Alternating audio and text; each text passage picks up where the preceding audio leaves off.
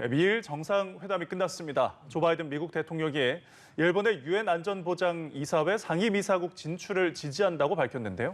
국제 담당 기자 연결해서 자세한 얘기 들어보겠습니다. 김지선 기자. 네, 조금 전 미일 정상회담이 끝나고 공동 기자회견이 있었는데요.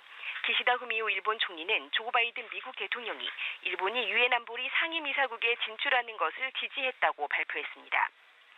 기시다 총리는 국제사회의 평화와 안전에 책임이 있는 안보리를 포함해 유엔의 개혁과 강화 필요성을 언급했고 바이든 대통령이 찬성했다고 말했습니다. 일본은 그동안 상임이사국과 비상임이사국을 확대하는 방향으로 안보리를 재편해야 한다고 주장해 왔는데요. 상임이사국 확대는 유엔 헌장 개정이 필요한데 현재 5개 상임이사국을 포함해 전체 회원국 3분의 2가 비준해야 가능합니다.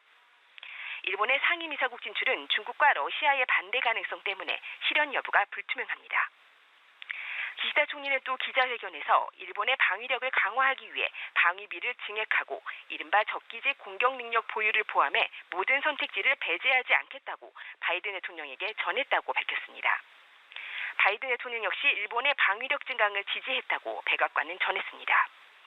양국 정상은 또 북한의 핵과 미사일에 대한 한미일 3국의 긴밀한 공조 방침을 확인했습니다.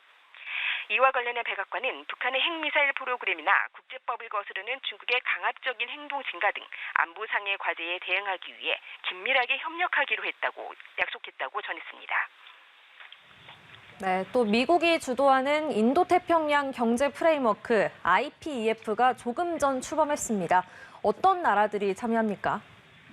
네, 말씀하신 것처럼 바이든 대통령은 인도태평양 경제 프레임워크 IPEF 고위급 화상회의를 열고 IPEF 출범을 공식 선언했습니다.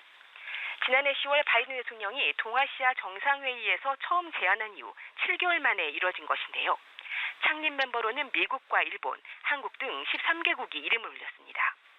또 호주와 뉴질랜드, 인도 등이 동참한 가운데 대만이 빠져 있다는 점이 눈에 띕니다. 미국이 중국을 견제하기 위한 의도로 출범시킨 협의체이긴 하지만 대만은 중국이 자국의 일부라고 주장하는 만큼 IPEF에 포함될 경우 중국을 자극할 소지가 있기 때문으로 풀이됩니다. 윤석열 대통령도 오늘 화상회의 연설을 통해 IPEF 출범국으로서 행보를 본격화했습니다.